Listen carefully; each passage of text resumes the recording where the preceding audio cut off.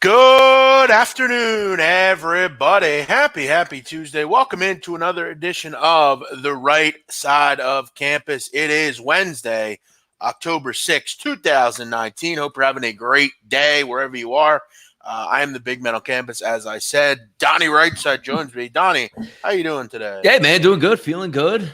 Got the vibes going for college basketball, and we can go over a couple of those games and some idiocy that's going on out there with the Philadelphia Eagles and much, much more today, Jeff.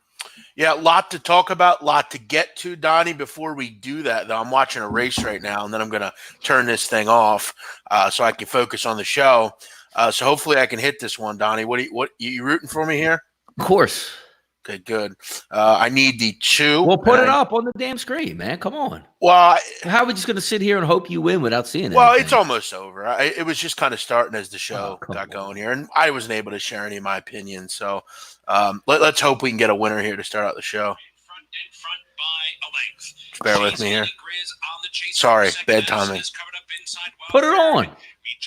I don't. It's on my iPad. I don't have it on the computer.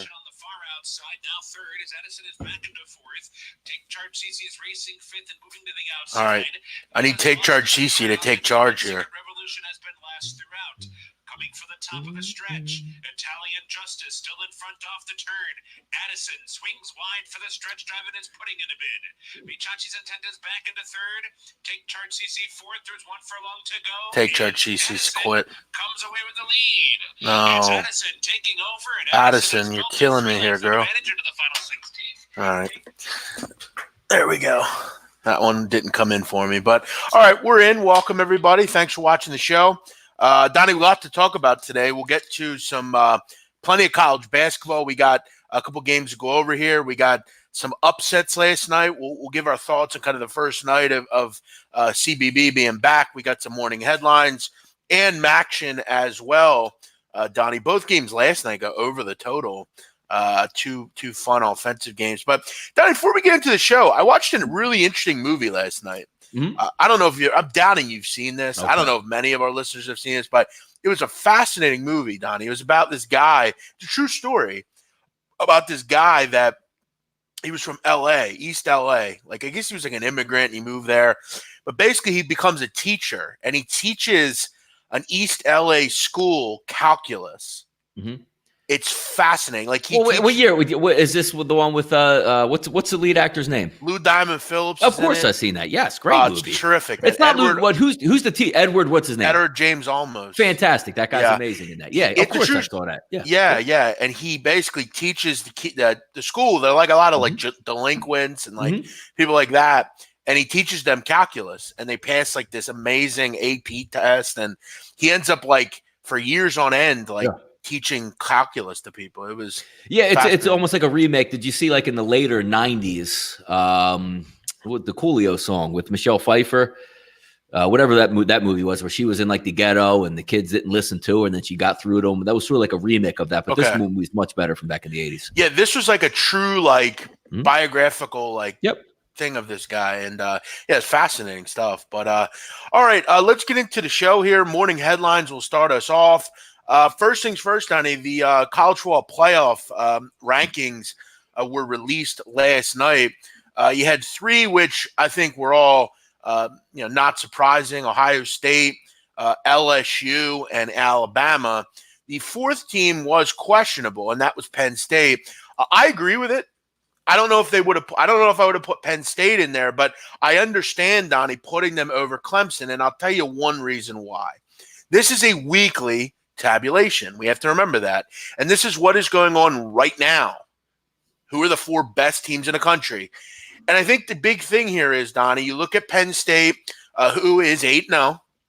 They play in the Big Ten. And you look at their strength of schedule, Donnie, 7th in the country. You look at Clemson's 42nd. Clemson just isn't playing anybody. Like I'm not going to say they're not a good football team. I'm not going to say they wouldn't beat Penn State on a neutral field. But I think people have to understand this is a weekly tabulation. And for most, I think we all know, we don't really give two shits about it. And I know you're going to point that out as well. Who really cares? At the end of the day, though, right now, Penn State can make a case as to why they should be in there.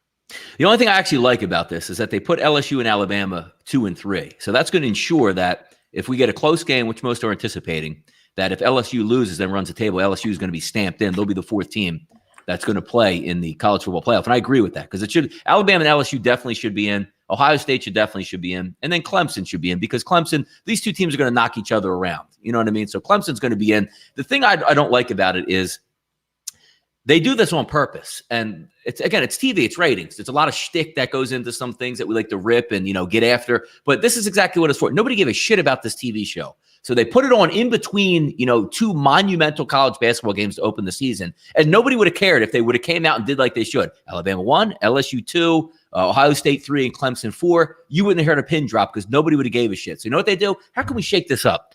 Well, let's go Ohio State 1, Penn State 4. Even though the show doesn't matter and the rankings have absolutely no bearing on anything, you talk about it now, and we spend a couple minutes, and we do it every year. We laugh. Nothing matters till the final show that they have. All of these stats are bogus that they have. It's how can we get people talking about this, which would be good for our TV show. That's nowadays. That's what life is about, Donnie. It just is what it is. I get your points. Do I think they need a show for this? No. But hey, mindless content sells today in this business, Donnie. Other people watch games, even though it's stupid and boring, and it's very mindless content. It's content that fills airtime, and people. The problem with college basketball, Donnie, is there's really not many places to go during halftime. You talk about the game for about 2 or 3 minutes, and then you got 10 minutes of. All due respect, I know we care about mid-majors. But most of America couldn't give a fuck about, Abilene Christian and Illinois State. They just don't. So again, I get it.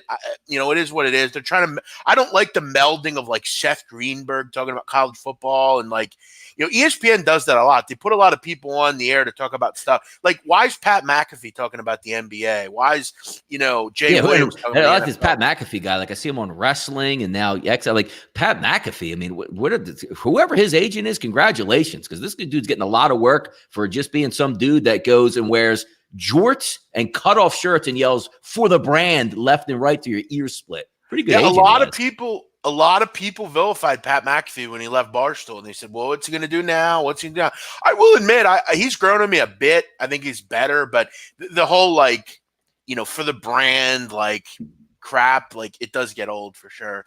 But yeah, I don't have a problem with the actual rankings themselves. Clemson needs to play better teams. It's just that simple. Yeah, but that's not Clemson is the returning national champions. They haven't lost in 3 years with the best player in college football. Look, you're right. The point is put them 5th so people talk about them, and now Clemson is going to annihilate teams down the stretch to prove their point. No. Penn State on a neutral site will get annihilated by Clemson. That's not the point of that the is rankings, the point. Though. That's the point of the rankings. It's the right best now, teams in the country. Teams, Penn State is not above Clemson. That's horrific. Ohio State is not above the 2 SEC teams. I'm sorry. That's incorrect. That's incorrect. They're not. Ohio State's the best team in the country. No, listen, Donnie, I'm not disagreeing with you that Clemson's not a better team. I'm not saying that. But right now, their strength of schedule is 42nd. They don't. The first 9 or 10 weeks of the season, Alabama, LSU, and or whoever's been number one. Then out of nowhere, boom, we're going to have Ohio State from the top rope, number one. They've been number one all year. Now they're number one. It's a TV show, man. They should be though. And listen, I don't think that Clemson is a better team or not a better team than Penn State. The truth of the matter is, a weekly tabulation, they are better than Clemson from a ranking standpoint. They have better wins against better competition. I agree with you, though. I don't know if on a neutral field they would beat Clemson. In fact, I know they would. They'd be 9.5-point underdogs. But the point of the matter is the ranking. Donnie, look at it like this. I remember when I was a kid, my father would say to me, he'd see basketball rankings and football rankings. He'd see a team that was 9-0. It was 23rd, like Navy or somebody. Yeah. And then you'd see a team that's 7-1, that's Alabama, and they're ranked higher. My dad would say, "Why are they ranked higher than Navy? They have 9 wins." Because they don't play anybody. Clemson doesn't play anybody. For a strength of schedule, Donnie, in the 40s as a top 4 team, that's laughable. They need to go out and play a better it was schedule. So laughable that they ran Alabama right off the carpet last year and then continue to detonate teams every single week. I love Clemson, Donnie. You're not going to tell me I don't. I'm saying the reason, and it's great because the reason we're arguing about this because ESPN put a stage show out there to get people like us to lead off their show with how stupid those rankings are, and it worked. Yeah. I don't hate the rankings like you do. I get the need for them, and I get why they have them. They're for show. Yes, it's a time that it's a way to fill 20 minutes. And nowadays with get a sponsor on it. Yeah. No, and Donnie, it's not like ESPN can do stuff like we're doing. They have to stay bored, and they have to stay like to the white. Like even that Daily Wager show, they bury it on fucking ESPN News at 6:30. Like they want it, but they don't want it. They don't want to be too, guys like Scott Van Pelt, good guys, funny, interesting. But again, I mean, I'd much rather listen to other things. He does what he can do, and that's about it. Yeah. All right, let's move on here. We could talk about this, I'm sure, all day. Donnie, hockey. We don't talk a ton of hockey on this show. Now, did you go and look this show? I knew these stories already before you said it, but they're good ones. I like them. What are you doing, Jeff? We can't even hear you now. Oh. I guess Jeff canceled the stream. What's going on here? I can hear myself. Can you guys still hear me right now? Did you look this up, Donnie, this story? No, I don't. You dipped out in there for a second. I knew both of these stories already, so I'm well versed. Naturally. It's not fun when you know about the stories. Yes. Okay. Let's get to this story. We don't talk a ton of hockey on this show, but I found it be interesting, this story. San Jose Sharks forward Evander Kane, who, from what I've read, is a pretty good player as far as I'm seeing here. He has a 7-year contract, $49 million. So he makes a lot of money. A lawsuit was filed against him from the Cosmopolitan of Las Vegas after he allegedly failed to pay $500,000 back in gambling markers the casino extended to him in April. Court documents state that Kane, who is from Canada, took out 8 credits of varying amounts between 20 and 100K on or about April 15th. That date would have fallen between games 3 and 4 of the Stanley Cup playoffs between the Sharks and Golden Knights. Definitely, Donnie, weird.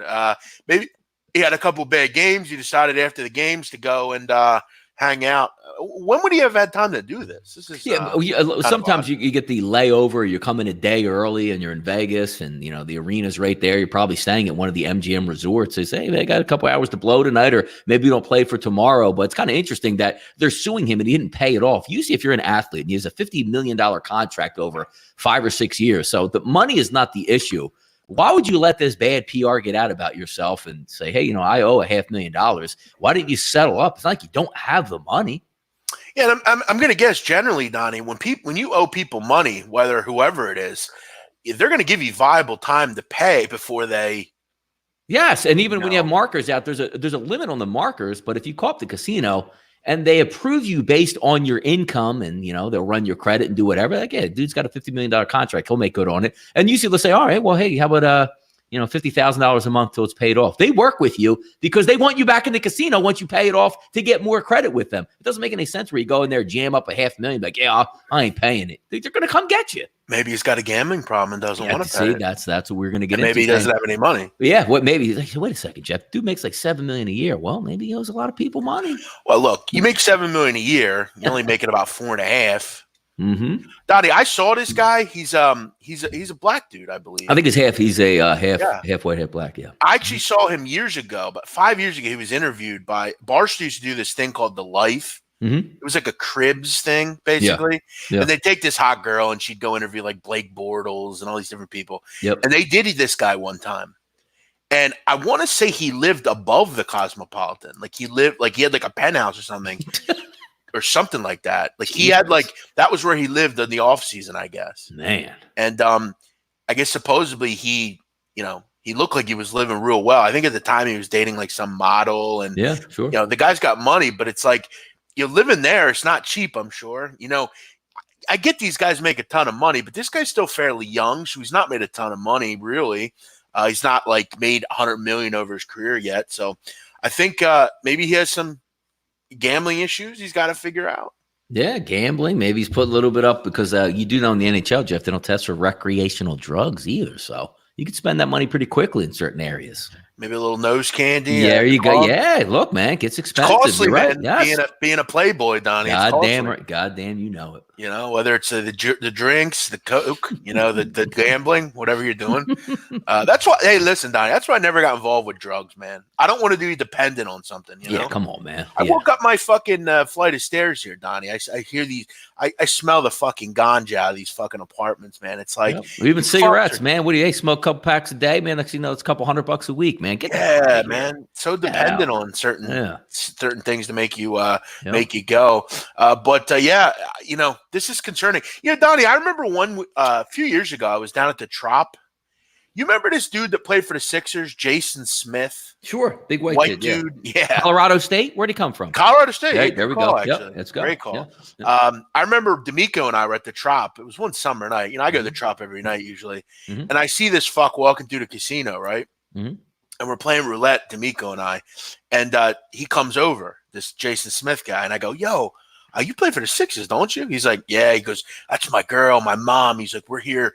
It's her birthday. She's turning 21. I'm like, yo, you know, like, he's like, what are we doing here? I'm like, we're playing roulette. He goes, how do you play? I told him, like, oh, we're just doing red and black. Like, you know, we're trying to double our money. And he goes, dude, he pulls out a $20 bill. And I'm just like, yo, Jason, you can bet more. Like, you could bet more than 20. He's like, no, let me get 20. Give me 20. Give me 20 white checkers out there. Yeah, he was so green about like that. Like, he didn't know anything about gambling. And it's like, that's how you want your fucking NBA player to be. Exactly. That guy I went to the casino. I pulled out a 20, and the agent's like, thank God. And he was so happy because we all went on black. And I think we hit black 3 times in a row, right? Yeah. And he had made like, I don't know, $80, $100, whatever, 200, whatever he was up. He was so happy. He's like, yeah, I could pay for drinks the rest of the night. And I'm thinking, but then I looked it up and I'm like, he only made like $400,000 a year. So it was like, really wasn't that much money, you know? Yeah, the dude came from Colorado State. They were gambling out there back in the day. So he's probably like, oh, this is brand new. Yeah. As far as people are saying smoking weed and then trying to shame it, I'm not trying to shame it. I think it's laughable that you're dependent on something to like live. That's what I think. There's nothing wrong with it. I just choose not to do it. And I think these people that are like, I have to smoke 3 times a day. It's like, get a fucking grip. Yo, when I get home from work, man, it's like the blaze all night. It's so it's just so lame. Like, what are you, 16? You live in your fucking frat house? Like, get a fucking grip. Just got off of work, man. Had to slam 6-pack of beers, man. Oh, they're the fucking worst. God, I hate people like that. This fucking kid next to me, man, this fucking motherfucker, man, he smokes all fucking night, man. And what sucks is, Donnie, like, when you live in a building like this, you can start to, like, when people cook, you can smell wafts. it. Yeah. And it's like, my house is connected to his kitchen, so he's sitting there fucking blazing all night. It's the worst. It's the fucking worst. I can't stand it. That's it's so brutal. And again, I'm not perfect. You know, I have my own issues. You know, my crutch is food sometimes, and certain things. But I mean, I'm not dependent on an illegal substance. That's just my thing. But hey, if you do it, good for you. No problem. I'm just not dependent on it. All right, Donnie. One other story. This is kind of a feel-good story, right? Oh, yes. You know what, Donnie? Donuts. You know what one thing we lack in this country? What? Krispy Kremes. We need more places to buy Krispy Kreme donuts. Because I tell you what, I can't buy them anywhere near me. Can you buy them anywhere near you? They do have a place near, but it's kind of an interesting, concept of Krispy Kreme. They came on real strong and then almost folded up shop when like the whole health craze came out. So it's odd. It's an odd story about them. I remember back in the day, and I mean, I don't know about where you live, but even in Philly, when I lived in Philly, I remember you could go to Wawa and 7-Eleven and get Krispy Kreme. They have them at Royal Farms now, Jeff. Really? But they're not. But they're like shipped in though. They they're not baked fresh hot or whatever the hell the sign says. One thing we could do to make the world better, is put a Krispy Kreme in every city in America. It's like Chick-fil-A. Yeah. You can't not do with them. Yeah. Now, Donnie, a kid in Minnesota has decided that he knows people love Krispy Kreme, so he came up with a job. He's a college student. He goes to, I don't know, some college in Minnesota. Basically, he decided that he would figure out how they could eat Krispy Kreme. So he's decided that every day he will drive to. Does he do it every day? Let me see here. He drives. That'd be impressive. I guess he does it. He came up with the idea to drive to a Krispy Kreme in Olive, Iowa, to pick up boxes of Krispy Kremes and then deliver them to Minnesotans while driving to Iowa. Crazy. This guy, I guess he just goes there. A couple hundred miles, yeah. Yep. Yeah, picks them up, and he basically sells them. He buys them for $9.49 a box, a dozen in a box, and he resells them, Donnie, for $17 to $20, depending on the variety. The money Gonzalez makes via his delivery service will pay for his education at Metropolitan State in St. Paul, where he's studying accounting. See, look at that. Knows where his money's going. This fucking kid, man. I got to meet this motherfucker. The drive from the Twin Cities to Olive is more than 250 miles. Wow. It takes approximately 4 hours. Oof. A typical run for Gonzalez would start on Saturday morning at 2 a.m., where he would begin his trek to Iowa to get the donuts. He can fit 100 boxes of donuts into his Ford Focus. Sounds like the movie White Boys, Jeff, a little bit here. Yeah, this is great. Once loaded, and Donnie, most kids are doing this with like packs and kilos. This kid's doing it with donuts. Donuts, yes. Once loaded, he would begin his return trip while learning his followers of pickup locations. Most pickups are done in the parking lot of a local Target. After 19 successful runs, Gonzalo wrote in a post on his Facebook page that he was told by Krispy Kreme to shut down operations. What a fucking why would Krispy Kreme, if let's just say I'm the local franchisor in Iowa and I got some dude coming down buying like a couple grand in donuts, don't you love that? Like back in my days, I had a couple sub shops. So some dude was like, look, man, I'm taking your hoagies to upstate New York and I'm going to buy them at $2,500 a pop, like, fill up my entire car. Why would I have a problem with that? I would love this dude. Well, Donnie, the story it makes sense. The company Krispy Kreme tells CNN the only reason they considered shutting it down was quality standards due to the drive. That's a long drive. They're right. Because let's just say you get a hoagie tray, right? The reason why the place that I worked at was great because we made it fresh on the spot. You're eating it within like an hour that it's wrapped up. It's delicious. And we would have the same things where we would try to tell people like, hey, I'm leaving early at 8 a.m. I want to pick up the tray Sunday or Saturday night for a Sunday trip. And we would have to tell them like a nice little dialogue, like, oh, look, it's still going to be really good, but it's not going to be, all that stuff. So go ahead. I understand where they're coming from. Yeah, no. So basically Krispy Kreme, who is now working on a deal with Gonzalez to allow him to be an independent contractor. A spokesperson for Krispy Kreme tells them that we are going to help him achieve his goals, which include being debt-free when he graduates in 2021, in part by selling Krispy Kreme donuts. We wish him great success, and we're thrilled to help him achieve it by donating 500 dozen donuts when he restarts his journey. Ooh. Listen, this kid, if this is what we have as a future in this country, we're all better off. We're in good shape. Correct. This is amazing. Good for that guy. You know what? I actually didn't read the rest of the story. I actually was thinking that the story was going to turn like Krispy Kreme was like, we're suing this dude. We want our money back. And he can't do this because it's illegal. Good for them, man. Krispy Kreme, smart company. By the way, but also it's kind of odd. Like they have that big of a following because most of the allure from Krispy Kreme is you get them hot and fresh, and that's when they're banging. These dudes are eating them like 18 hours later. Crazy. Wouldn't mind it. Donnie, still good. I got to actually admit to something right now. Go. You know how I eat my donuts? How? I put them in the fridge. That's fine. What's wrong with that? Love it. Yeah. That like soft, like vanilla icing, cold. No, I don't have any problem with that. Listen, because even like when you get like the Enemans box, like the chocolate ones, you put them in the fridge. They're delicious out of the fridge, man. Hell yeah. Listen, you know what's sad about this country, Donnie? What? We persecute people that go out and get their money. We should allow them to go get their money. Like, listen, Donnie, some of these drug dealers, they're some of the most smart people in the world.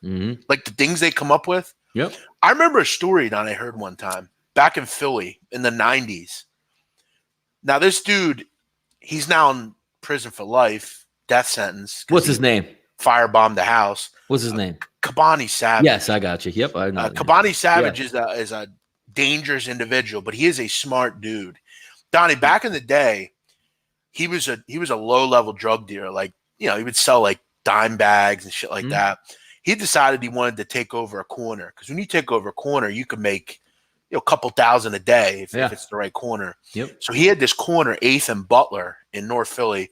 It's actually now a notorious drug corner, but he would basically, for the first 3 weeks of summer, he would give the drugs away for free. Good move. Like Rita. Yeah. Rita's water ice. They do it free. He was giving these drugs away for free, and they were good drugs. Yeah. So the fiends basically were like, look, we were going to pay anyway, but now we're getting it for free. So, supply and demand. Yeah. And he became a huge drug dealer, and he made a ton of money, and he ended up going to prison for life. But still, these people, like some of the, whether it's legal or illegal, it's fascinating some of the things they come up with as far as like how to make money. Yeah. Good for this kid. What's this kid's name here? Listen, if this kid listens to the show, I want you to come on. Yeah, and bring us Krispy Kremes. Yeah, but we'll put it in order. Can you deliver them over here? Yeah, I got to get in touch with this fuck because this is great. Jason Gonzalez. Like, Jeff, you should be driving the Maple Donuts and then distributing them all over Lancaster, man. How much money you make? See, the problem is that's already being done. We have Central Market, which gets Shady Maple. They ship all the donuts in. So. Yeah, these Amish, man, they got the fucking shit on lock. It's Amish, man. They're go-getters. Yeah, damn right, man. All right, let's move on here. Let's get into some sports. Really good morning headlines, Donnie. Yes. We'll start with last night in college basketball. Definitely a fun night. I think one thing we learned, though, those two marquee games, Duke and Kansas, Kentucky, Michigan State, poorly played basketball games. A lot of turnovers. I think all four of these teams, obviously will improve. It's game one. All these teams are solid. All these teams are good. There's stars on every team. Donnie, Tyrese Maxey was unbelievable last night for Kentucky. He was just – that three towards the end of the game, that's Jimmer for that type shit right there. Just pulling up, saying, look, I'm hot. Give me the ball. I'm going to make a shot. Cassius Winston needs help. I didn't like the supporting cast last night for Michigan State. And look, good for Kentucky. John Calipari, Don, if you hate John Calipari, I think I hate him just because he's always got arrogant. Good teams. Mm-hmm. Yeah. But he is a hell of a coach, man. He is a hell of a coach. Izzo, you need to get healthy, bro. You got to get some of those guys back, Langford, and you got to get Joey Hauser eligible. Approved, yeah. Yeah, the other game, Vernon Carey looked good. Azubuike looked good, but not great. I just think, and this is what makes it so hard about getting involved with college basketball. This is why you must tread lightly early, particularly just a week or two. You don't gotta wait till Donnie in January, but you give it a week. Let some things matriculate. Let some teams have 2 or 3 because game shape, Donnie. You look at last night. One game that I was involved with is Xavier. I bet a small play on Xavier. 23-point favorites, Donnie. Mm-hmm. Pull their starters with about 10 to go. Win by 19. Yeah. That's what these coaches are doing. Look at the NBA, Donnie, with load management. It's starting to happen in college. You got to get these kids out whenever you can because the grueling season is going to hurt you. What'd you think of the 2 marquee games? I know you were liking Vernon Carey. Yeah, no, I actually enjoyed the game because basketball was back. But you're right. You're talking about 2 teams. Young, and again, we're not talking about teams that have like 50-year seniors like we're in 1985. Like they're still young kids, and you're throwing them into Mecca and saying 1 versus 2, or 1, 2, 3, and 4 playing. That's about what I expected. But what was really interesting, Jeff, pulling some stats. Like it went right to Ken Palm this morning because I wanted to look at one statistic, and that was 3-point shooting over the majority of every single game. Whether you're playing at the Mecca, you're playing at home, wherever you're at. 31% total last night from the 3-point line. Yeah. I have to tell you, just watching the game flow of the games, it's clear that 3-point line, even though you only see like a foot and a half or whatever it is, it looks so much farther back now, and they're really struggling with it. Well, I'll tell you at the Mecca, man, that second game, I want to say those teams are like 11 for 45. Like it was pretty bad. Does that have to do with the rims or what? I don't know, but yeah, again, I think it also, Donnie, it just has to do with getting used to it. Yes. Game or two, I think you get used to it. I'll tell you what, that Wisconsin St. Mary's game, what the fuck was that? Listen, let me ask, why were they playing in South Dakota? What was the point of that? I don't know, was it a split between the two? Like, does anyone know? St. Mary's is not like, hey, that's a that neutral court because St. Mary's not even close to that place. Like, I guess for me with college basketball, like, sometimes they just like get a little things. Like, it's like, first of all, the court was a mess. Like, there was like 5 lines on the court. Like, and it looked terrible. Jeff, I brought that up yesterday, and I wanted to, because again, we knew it wasn't going to take place at the Garden because women's don't play there. But Jeff, every other game I watched, even like when I flipped on like for a little bit the Florida game, flipped on the St. Joe's game, Jeff, they got all those 3-point lines out there. I'm saying like this is just you can't like I don't know. You have to have all 3 out there. You can't just have like a couple floorboards that changes the 3-point line for the game. Yeah, I don't understand like why they can't make it. Like, and why isn't the women's? Why aren't the women shooting from the same? We talk equality, right, Jeff? Why aren't the women shooting from the same line? Come on.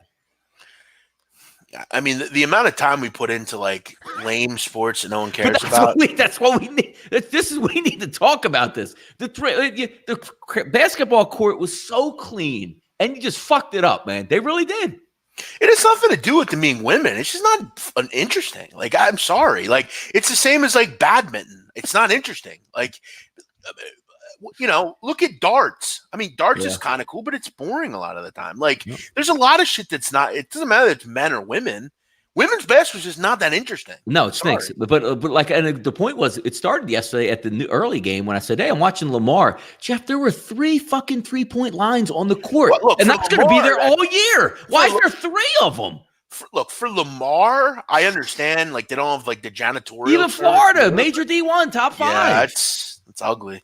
Man. Hey, listen, Donnie, I went 1-1 on my totals last night, so I'm happy with it. Yeah, I lost the play you gave me, Jeff. Thanks. It actually almost hit. Did it? What was the final? I mean, it was like I think they ended up getting to like 137. Like, yeah, it started out slow. If that game gets if they score 5 or 10 more points the first time, that game goes over. Yeah. But I'll take 1-1 on the totals. Like, I'm good with that. The Samford Moorhead game came in, and that was good. Donnie James Wiseman last night, the arguably the best player in the country from a NBA perspective. Man, did he look good last night. I know they played South Carolina State, and look, the Bulldogs are bad, but down to 28 points, 11 boards. Impressive night for James Wiseman, who many would argue is the number 1 player in the country coming out this year. Yeah, no, I like it, and I'm looking forward to getting to know all these players and being able to watch them. I think it's actually an interesting thing, Jeff. They brought up the point yesterday, the way college basketball shifted and now said, you know what, we're going to put bangers on opening night, and we're going to have a full slate. Kudos to NCAA basketball, who didn't do one of those, soft openings like college football does, week 0, maybe a good hand. Good on college basketball, because again, I'm looking at some really good games tonight. That's how you start a season off, man. I like it, man. Good for them. Donnie, listen, man, I'm begging you. Come down to Memphis with me in February for Temple Memphis. We got to go see that team. Yeah. That Memphis team is nasty, dude. The way they can dunk, bro. Down at the FedEx Forum. Yeah, and the great thing about FedEx Forum is all you need is a night, because FedEx Forum is right in Memphis. Like, you get a hotel, you go to see the game. In and you out. even leave that night if you want. Yeah. I mean, Memphis to Philly is like an hour and a half. I've done that before, and I want to say this was maybe 2005. Bought tickets to see the Hurricanes in the ACC title game, which all they had to do was beat Megatron's Georgia Tech squad. They lost, but it was one of those trips I already had set up from a week before. Flew in Saturday morning, went to the game, flew out Sunday morning. I've done that. Well, I haven't necessarily flown out, but like I remember, Donnie, going to Atlantic City. Like, I lived in like Lancaster at the time. I'd drive to Atlantic City, get there about 9 or 10 at night. I'd leave at like 4:30. Come home. I'm home by 6:30. And I'm sleeping before the sun comes. Jeff, I bet for a fact that you probably even did something like this, expecting to stay overnight in the city. You probably went up there, and then, you went up there, you watched maybe a game or two, and like, you know what? I'm not even staying in this hotel. I'm out. Oh, I do it all the time. Yeah, I hate that. Oh, yeah. Yeah. I do. Yeah. I actually have done that in New York, Donnie. I went up to New York, Big East tournament. Yeah. I forget who I was with. No, somebody. Yeah. What the hell were you even doing? We went up for the game. We had a meeting. We went to the game. I was going to stay over and decided, you know what? I can still get a train home. Listen, Donnie. Jeff, you're probably such a G. You didn't even stay for the games that you went to. I forget what happened, but listen, either way, Donnie. Now, I want to make this point. I hate outside of the shore. Yeah. And like, the occasional nice hotel. Like I like the Revel, super nice. Yep, me too. When I was a kid, I never slept over people's houses. I fucking hate it. I want my bed. I want my bathroom. I want that's what when people make the joke about you live with your parents. Like I could never live with my parents. Like all due respect, like I need to live alone. I don't sleep over places. I hate that. Like if I can get home, I'll gladly take the hour and a half and get home instead of staying somewhere. Just on TMZ that T.I. takes his daughter to the doctor to make sure she's a virgin. LOL. Come on, T.I. He had to be joking, right? I mean, T.I.'s one of those fathers that's like, I'm gonna kill any guy that gets with my daughter. Shut up, dude. She's a listen, let me tell you something about that. That don't fucking make them girls stay away from dudes. That's gonna make them go that's gonna make them be more inclined. Give them the information they need. They'll make the right decision if they're a good kid. If not, they're just a bad kid. What are you going to do, man? Come on. Good point. Donnie, couple big underdogs won last night. Let me read them out to you. Read them. Cal Riverside beats Nebraska. Ooh, good for Fred Hoiberg. Good night. Good start, huh? 9-10 for Nebraska. They were Cal Riverside was plus. Yeah, they had 43 points. Nebraska, just disgusting. The Penn Quakers, Donnie. Plus 280, they beat Alabama. Nate Oates' career down in Alabama, not a good one to start. Ohio, Donnie, the Bobcats, plus 505 against St. Bonaventure. They win. And one big one as well, Donnie, Dana Ford and Missouri State, the pick to win the Missouri Valley Conference. They lose to Arkansas Little Rock. Little Rock was plus 665. So a couple of big underdogs last night, Donnie. That would have been a nice parlay to have if you hit that. No, by the way, a little bit of off topic here, Jeff, real quick. Linebacker Zach Brown has been cut by the Cardinals, Jeff. He was signed after their game that they lost on Thursday Night Football to the 49ers and cut before he even played a football game. What's up with that guy, man? Must be a bad dude. Bad luck. Jesus. He's better than people think. People aren't giving him any respect. He's not getting the right shake out here, man. I mean, I don't understand why you even hire the guy. What's the point? He didn't even play a game, but good. Hey, got to pay. Imagine getting the paycheck for the week, Jeff. You never even played. Wonder what you'd get paid for that. I don't know. Maybe they lowballed him, Jeff. I think they called him up and said, "Hey, look, man, we want you to buy into this team. We're going to pay you, really low, and work hard." I wonder what they get paid for that. That'd be interesting too. A 1 week game check. It's got to be a veteran. He's probably a vested veteran. So you're 40K. Let's just say, $1 million. Let's just say the vested veteran would make a minimum salary of $1 million on the year over 16 games. That's a pretty good paycheck, man. To not even play. To take a trip, basically. Yes. And hang around with some professionals. Yes. All right, Donnie, let's get into college basketball. You got some lines for us here? Yeah, what do we got here? Let's see. Let's start it off. I'll just bring this up for today. First game up, Jeff, Notre Dame fighting Irish. Now, this is one of the games I wanted to pick out here, too. 7 o'clock, 7:05, 7:06. Just say market percentage. Not bad, Jeff. 51% on Notre Dame. Line opens up at 10.5, now sitting at 10s. And again, discrepancies on lines. Jeff and I will tell you, always shop around. There's a lot of legal sports books out there now. 10s are across the board, except that at DraftKings in New Jersey, 9.5 is now showing up. Over under. Now, this is interesting. It's sort of a backwards look at what we had most of the card yesterday, Jeff. 152.5 it opens. It now sits at 148.5 at Chris. And here's another one. Remember yesterday, Jeff, you're telling me in the North Florida game, Florida. So you know what? 147, that should go over. And one of the sports books at 145.5. And I took it. Still lost, but hey, I got CLV. But this one, Jeff, the same exact thing. You got right now Pinnacle 149. You got a FanDuel New Jersey, Jeff, 151.5. You're getting almost 2.5 points on some of these games here. That's huge, man. Yeah, it really is. And this is a dedicated home game. There's no neutral site here. This isn't Dean Smith Center. Donnie, this game. Where is it actually at then? Where is it? It's UNC. Oh, it is. I thought you said it was. Dean Smith Center. Yeah, Dean Dome. Yeah, whatever. Okay, UNC, Donnie, Cole Anthony. I, for one, believe he is the second best player in the country. To put him in this offense is pretty amazing. Donnie, a couple things last year about UNC. Sixth fastest team in the country. Yes. Incredibly quick. Love transition. Donnie, this is amazing to me. 40% of their initial field goals, so their first field goal, was in transition. I think 27%, I think, of their initial field goals came 0 to 10 seconds after they got a rebound in transition. Amazing. I mean, unbelievable outlet passes, great rebounding team always. Athletes. They hit the offensive glass. Like, everything about them is offense. They're going to be – I think they push 90 a game this year. I mean, Anthony is – What position? What position? He's a point guard. Okay, good. Okay. Cole Anthony, to me, Donnie, and this is not a – I don't try to give comparisons often.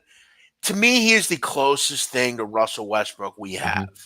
This kid's – to put him in this offense, to me, is kind of unfair to others. You bring in a guy in Christian Keeling, who not a lot of people know, but at Charleston Southern, he was Lou Williams type scoring. Like, this guy was a scorer. He's going to give them offense. Really, everywhere you look on this team, there's offense.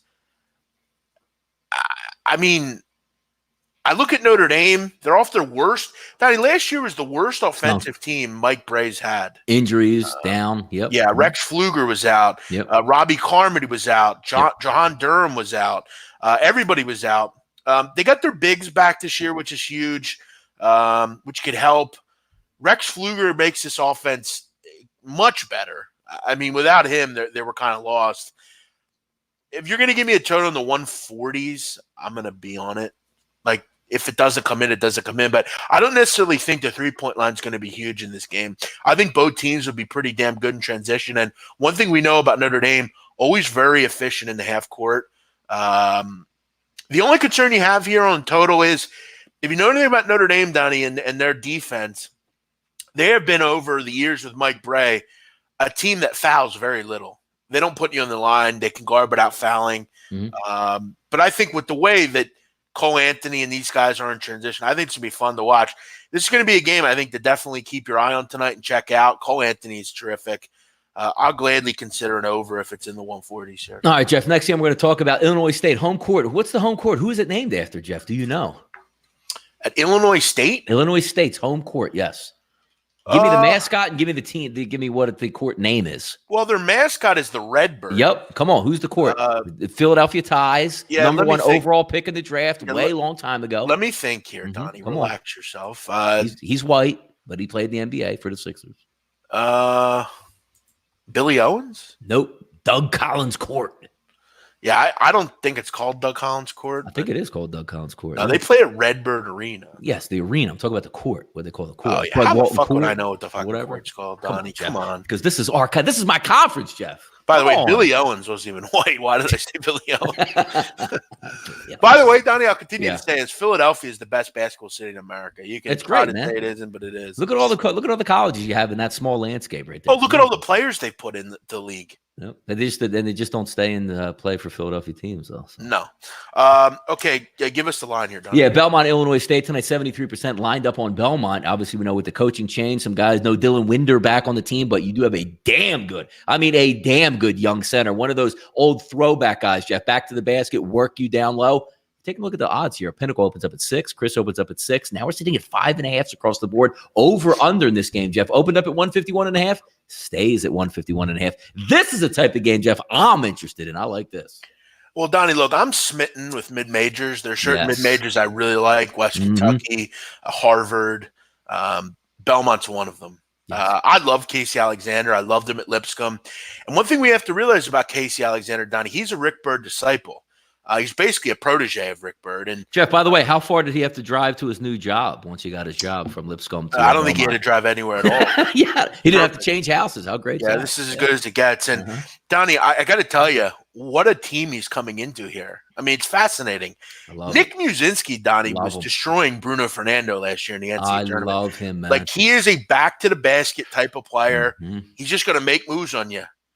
And what you need, Donnie, for a player like that is a hell of a point guard. And Grayson Murphy is a hell of a point guard. What they're going to do, Donnie, they like to go quick. They like to outlet pass. They're actually interesting off makes too, Donnie, because they're going to kind of sneak up on you, just go quick and try to get you in. I remember against Temple. Temple's slow bigs are beaten a couple times by Muszynski just getting down the court quicker. Yep. Outlet pass to him, game in, easy. I like – And Donnie, you know what's fascinating about Muszynski this year? You remember last year for Lipscomb, the coach, Casey Alexander, you remember the kid, Rob Marbury? Of course, yeah. Last year, his squad at Lipscomb were 5th in the country in plays finished via the post-up. Yeah. This is a perfect system for Muszynski. That's why I love this offense. Everything about this team is offense. They've got great pieces. And you know one thing I didn't like about Rick Byrd, Donnie? His teams were generally very frugal. There weren't a lot of players. They only ran about 6, 7 guys. Alexander's got a deep team. He could throw 10 guys out there. This is an interesting game tonight because it is a road game. And Illinois State, I think for Dan Muller, Donnie, you remember those Illinois State teams last couple of years? Phil Fain, yes, Keyshawn I love Evans. That team. Yes, I absolutely. didn't. I thought they were the. You didn't like them? No, and I'll tell you why. They were one of the more disappointing teams over the last 2 seasons. They were lazy. Who are the 3 players? It was Phil Fain, Keyshawn Evans, and Malik Yarbrough. There you go, Yarbrough. They were incredibly lazy. They didn't seem interested defensively. The culture didn't seem to work. Listen, you know what Dan Muller needs on at Illinois State? What? Junkyard dogs that'll defend. They're going to keep games in the 60s. That's what they do in the Missouri Valley Conference. He's got a new core, but I think there's going to take some time. I'm not sure they're ready to see an offense like this, Donnie. And you know the way Belmont destroys you, Donnie? Who? Off misses in transition. Illinois State, not exactly a great offensive team. I think they're going to struggle here, just kind of getting into a new season, a lot of new faces, a new system, new defense, all sorts of new stuff. I don't know who's going to score for this team. They don't welcome back one double-digit scorer from last year. I'll consider laying it here with Belmont. Again, I'm not really getting too involved with games this early, but I want to see how Belmont looks at Casey Alexander's defense. I bet a lot on Belmont last year. I mean, obviously, Windler's gone at this point, but the one thing that you loved about their offense is no matter what happened, they had a wide open. They put it this way: whatever shot they wanted, Jeff, they got. They wanted to go low down to the blocks. It was a wide open move, and Muszynski would dominate somebody. If they kicked it out for 3, it was a wide open look. They played with tempo and pace. They're a lot of fun. So I'm looking forward to seeing how they get after tonight for sure. Yeah, I'm really interested. I can't wait to watch them. Long Beach State, Jeff, as one famous rapper said, Long Beach and Compton together. So we'll see what takes place tonight. UCLA, one of the teams, Jeff, you're in love with this year. 75% of those early tickets coming in on the UCLA Bruins. Opened up at 6.5 primarily across the board. Still saying it's 6.5. FanDuel is showing a 17 over-under, Jeff. Pinnacle at 146.5 drops to 143.5. Now here's a little bit of trivia, Jeff. Long Beach State, where do they play? What's the name of their home arena, they like to call it? The Pyramid. Yeah, there you go. All right. And they're the 49ers. All right. 2 teams, Donnie, that I'm interested in for different reasons. UCLA, I'm fascinated by. I think with the right defensive mindset, this team could be stifling. They have athletes all over the court. They have a point guard to run the offense. Sharif O'Neal could be a special player, Donnie. Is he his dad? No. But I think he's got some really interesting thoughts coming in this year. Cody Riley, Prince Ali, Jalen Hill. This is a good basketball team. Question is, can they buy into Mick Cronin's defensive system? Donnie, this is a fascinating article 3 Men Weave put out. Listen to this quote from athletic director Dan Guerrero in 2013, just after they fired Ben Haaland. Listen to this. We will look for someone who plays a fun brand of basketball.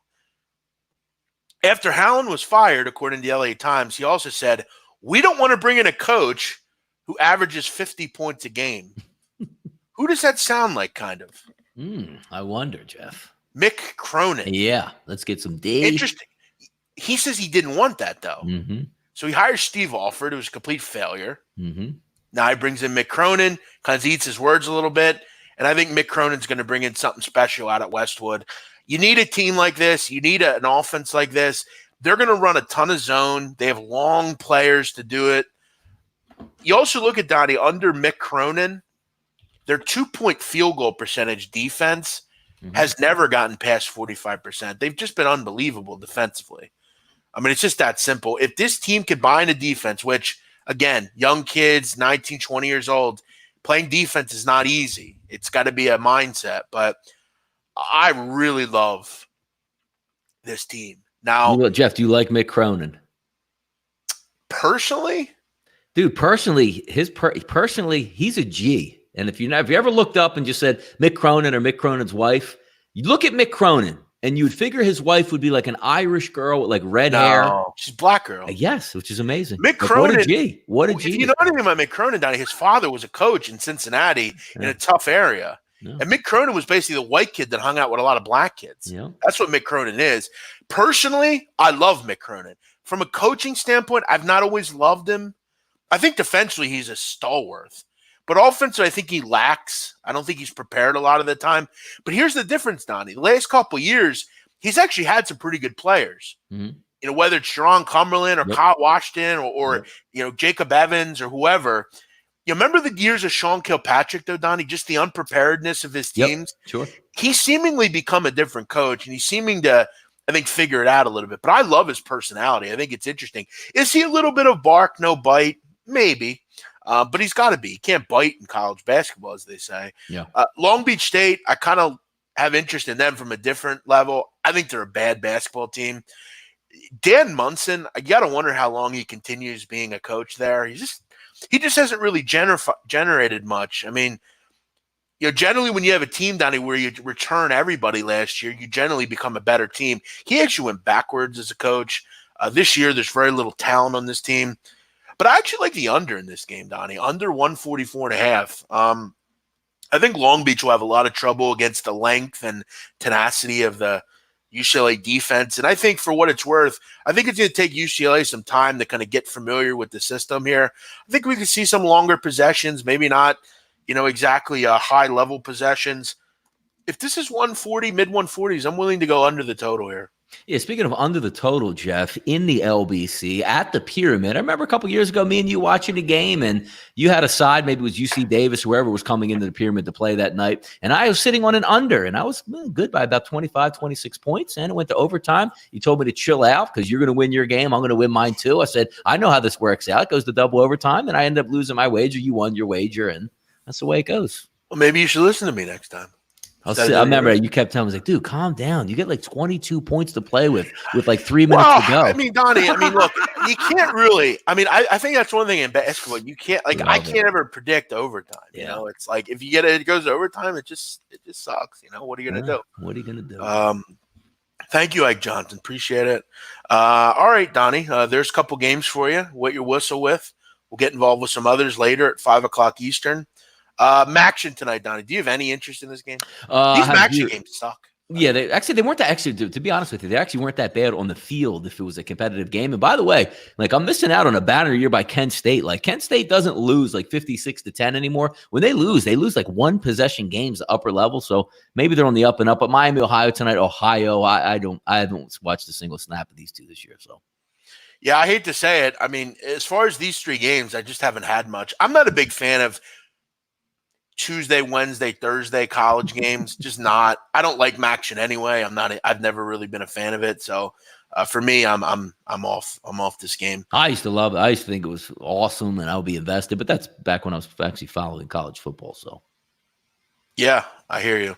All right, guys, we are out of here. You all have a great day. Thank you for watching the show. Always fun going over some of the things in sports. Anything else, Donnie, that you have that you wanted to bring up? No, I'm just going to watch some college basketball tonight, chill out the rest of the day, and do what we do, and wait for some of these practice reports now that come out in the NFL on Wednesdays. And, hey, midweek, man. Midweek, baby. Couple of programming notes. I'll be on at 5 o'clock going over the college hoops card. We'll try to find one or two, things to wet our whistle with, add to the games, take some questions. I had a really good response. I think I had like 2,000 people watch the show last night. So thank you for checking that out. Also, Donnie, I'll be back and playing the NBA tonight. Didn't have anything I liked last night. And Ski Profit, neither of us really loved the card. But we found ourselves a consensus, Donnie, last night and hit it with OKC. We are 4-1 on the show with those plays. So make sure you join Ski and I. We have a really good chemistry. And, Donnie, any NBA fan should be watching Ski and I. We're kind of a good pairing. Yeah, it's better to watch you and Ski talk about games than actually load management. You guys are going to load management this year, Jeff, and like take days off and, I don't load management shit. By the way, Donnie, one thing that I've fixed over the years is I don't spout off as much anymore about people. There are some people in this business, namely content business, that need to think about the things that they're doing, the bridges they're burning. Ooh. That's all I'm going to say. Just think about it. From a person that's learned the hard way, you don't want to burn bridges, especially when 2 weeks ago, you were all about it. You just got to, sometimes you just got to say, you know what? I'm not going to say anything. Let bygones be bygones. I wish you well. Well, no, you let your capping and your content do the talking. Yeah, Donnie, stay in your lane, right? You don't think there's stuff about the business that bothers me? Oh my God, come on, man! People should. If we had a live feed on our conversations about the business off the air. Now let's set the stage. Donnie and I basically talk like nightly about the funny things that go on, and it would be funny to go over it. And I'm going to come out and say it, like King Rail. I like King Rail. And I want King to know that. King and I have worked together on things, and we did that fun contest last year. I had a good time with it. I just don't want to see him make the mistakes that I made. As far as like, I've been in this business for 10 years, and I've told a lot of people to go fuck themselves. I really have. You know that, Donnie. No, I do. And I regret some of the things that I've said to people, and I hope that King, gets on his feet himself and is able to continue to do that. I would just tell him, don't burn bridges to things, just let your success do the talking. And if you're good enough, people will find you. So I hope King's in an okay place. I saw him having a little trouble the other night on Twitter, and, I think people will respect you if you just do your thing, and you be good. So hopefully he's okay. Am I a fan of his? Yeah, I think he's a smart basketball guy. He just needs to, like me, reel it in, and people, Donnie, people get annoyed with, I think, certain things. And, I know that because this happened to me. So, no, hey, I mean, look, we've all grown up on social media and said things that we don't like to say, or said things way too much for what we have. But after a while, you just remember, it's like sometimes you're fighting and clawing, trying to get to the top, and some people get in your way. But once you settle into your medium, like all that noise outside now, it's just noise at this point, right? Donnie, you ever see Sleepers? Yes, of course. You remember in the movie Robert De Niro's character, the priest? Yes. He was always trying to get the kids to do the right thing. He's always trying to help them. And he didn't ever like some of their decisions in life, but at the end of the day, he was there for them. Yeah. And he knew he could depend on them. Yeah. That's how I think of myself now. Like, I've done this all long enough where, like, I feel like I can kind of give advice to people that they're trying to get into it. I'll admit, I see a lot of these young dudes that, like, they've been on Twitter for a few months and they're trying to start stuff.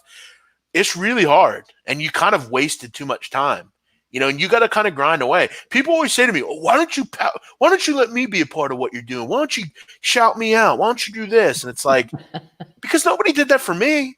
I just created something, and I don't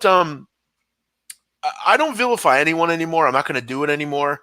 As far as people that sell picks, Donnie, we've talked about selling picks. I think there's plenty of people that should sell picks, you and certain people, but there are people that shouldn't sell picks, and I think they're kind of lame. But we won't sit on here all day. I'm just going to say to those people, just watch what you say. For me, I've had to learn the hard way of that kind of thing, and I've had to go do my own thing. And you don't want to burn bridges with certain people, as they say. Yeah, but and then the last PSA in this business, if the people say advice, Jeff, let me give you some advice. Like, Jeff, I really want to be a handicapper.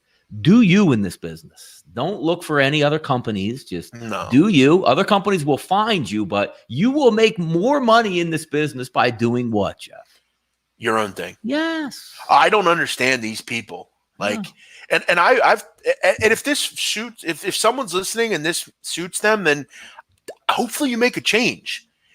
Most of you are good enough to be on your own. Yes. Don't let these fucking wager talks and places like that sell your soul, give you nothing for it, and you got to do all the heavy lifting. All they're doing is using you to grow their own profile. You could do it yourself.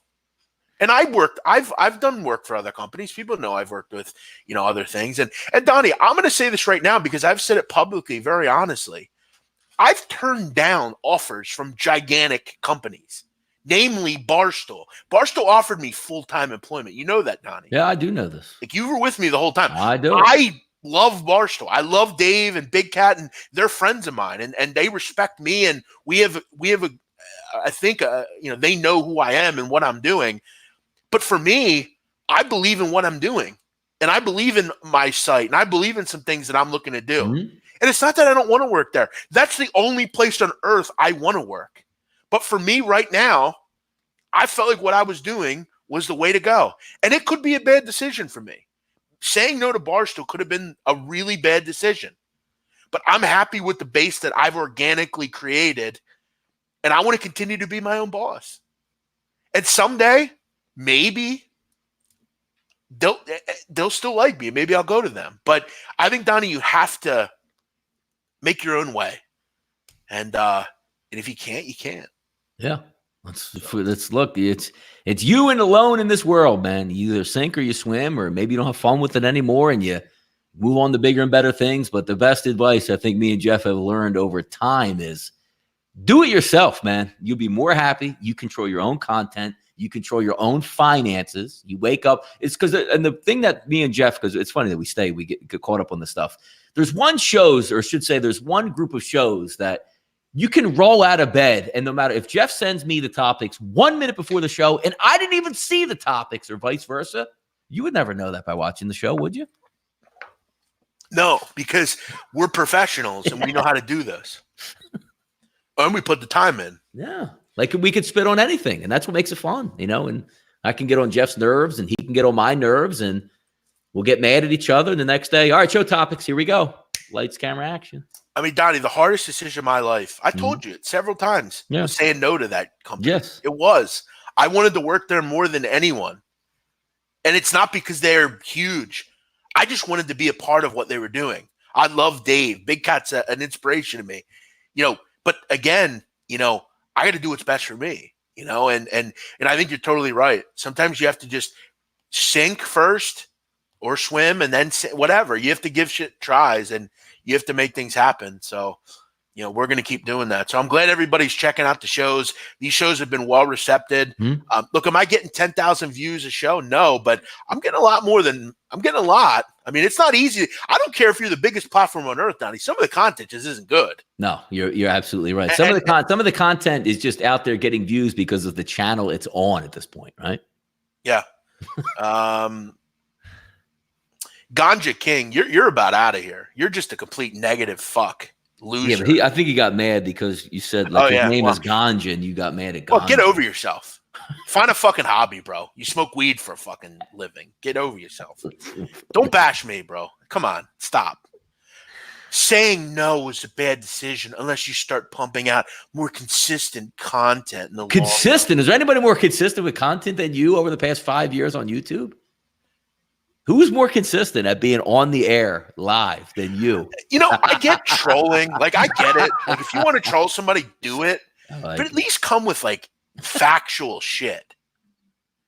You're just a fucking loser. That's all you are. Anybody that's a grown man and has the name Ganja King is a complete loser with a fucking capital L. I don't care if you smoke weed. I don't. Smoke weed. Smoke your fucking brains out for all I care. I just don't do it. And I fucking run with real motherfuckers. You know what Carlo Gambino, Donnie, said one time about drugs? What? The feds, they can look past certain things. Loan sharking, gambling. Okay. Not drugs. You're fucking mushhead on drugs. John Gotti, you think he did drugs? Think fucking Barack Obama did drugs? Any of the fucking great leaders in this country? They might have tried it, but they don't do it. I'm sharp in the fucking head. I don't drink or do drugs. And I'm not saying you're wrong if you do, but don't come at me talking about bullshit with bullshit. There's no one more consistent than me. You think sometimes my fucking mouth hurts so bad from talking that I don't feel like doing shows. But I do them because I know people like them. And let me tell you something, Ganja King. I don't make any money doing this show. I do it so I can grow a profile. And hopefully make some money someday. And let me tell you something. Everybody listen. When's that day, Jeff? When is that day? Let me tell you something. Eventually, I am not going to do all this for free. I can't. I've got to make something off it. I can't sit here and do 4 shows every day and get nothing out of it. I can't continue to kill it in the NBA and not get anything out of it. Donnie, I got guests coming on. I can't let them do it for free. I'm going to pay these people. You think Steve Profit can just come on here and do it for free? It doesn't work like that. I have to make money. I can't just sit here and be fucking pro bono at all of you. I like doing this stuff, but I can't keep doing it for free. I can't. It's just not going to happen. And if none of you can see that, I don't know what to say. And Donnie, you would agree, right? You don't do shit for free, do you? No. There's a grand scheme of everything in here. So you all have a great day. Thanks for watching. Always good chats, always good talks. I'll be back later, 5 o'clock for the College Hoops card. By the way, done for free. So make sure you join me for that. Everyone have a great night. You are the best. Take it easy.